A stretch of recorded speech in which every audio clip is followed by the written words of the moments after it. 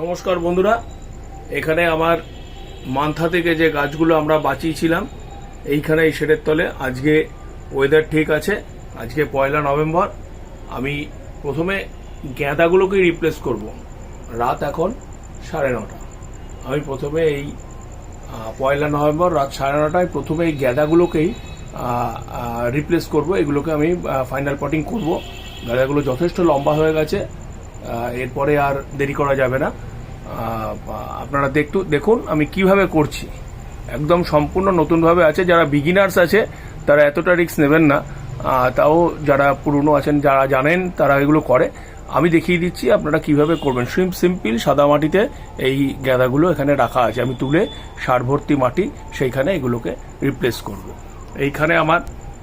এইখানে আমার সার ভর্তি মাটিগুলো রাখা আছে। কতগুলোকে আমি নিয়ে চলে এসেছি, এখানে রিপ্লেস করেও ফেলেছি। এইখানে আমার টবগুলো রাখা আছে। এই টবগুলোতে আমি এখন রিপ্লেস করব। যে কটা সম্ভব আজকে রাতের মধ্যে সেগুলো করব। আপনারা দেখতে থাকুন।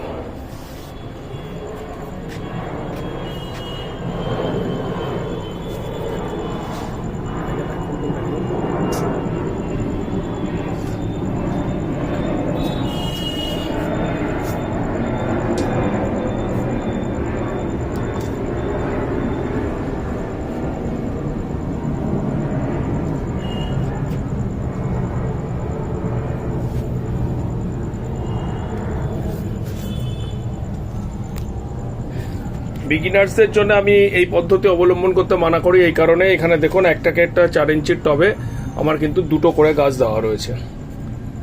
এখন আমি ফাইনাল পটিং করব, রিপোর্টিং করব, এগুলোকে ফাইনালি এগুলোকে করব। দেখতে থাকুন।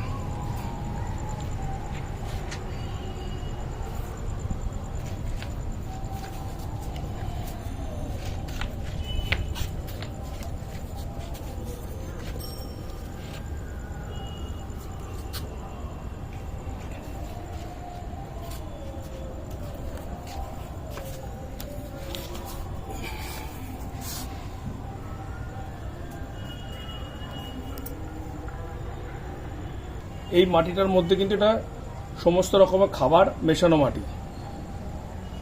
70 ভাগ মাটি গার্ডেন সয়েল, 30 ভাগ গোবর সার, আর কিছু পরিমাণ হাড় গুঁড়ো শিংকুচো। এগুলো মান্থার আগেই এগুলো জমিয়ে রাখা ছিল, সেইগুলো দেওয়া আছে। এতদিনে ডিকম্পোস্ট হয়ে গেছে। আমি এইখানে একটা একটা করে আমি এই মাটিতে, যেহেতু মাটি রেডি, গাছ রেডি, আর তো দেরি করে কোনো লাভ নেই। আজকে ওয়েদারটা অনেকটা পরিষ্কার হয়ে গেছে। এখন আমি এইভাবে করব। দেখুন, একটা 4 ইঞ্চির পটে 2টো গাছ আছে।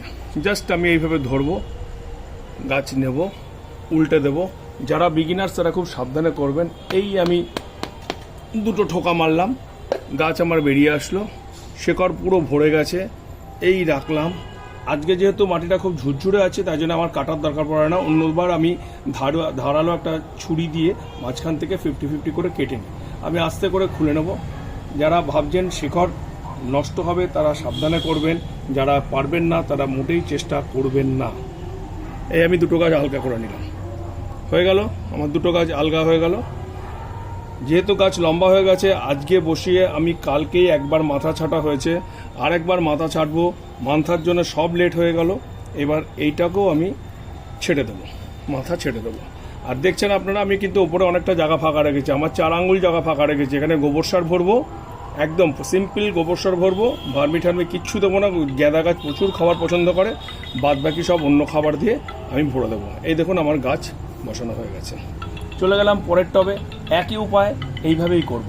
বন্ধুরা, আপনারা যারা পারবেন করবেন, চেষ্টা করবেন এইভাবে করার। যারা বড় গাছ করে ফেলেছেন ইমিডিয়েট যত তাড়াতাড়ি সম্ভব, এই ওয়েদার এখন ভালো আছে, গাছ রিপোর্ট করে ফেলুন। ধন্যবাদ ভিডিওটা দেখবার জন্য।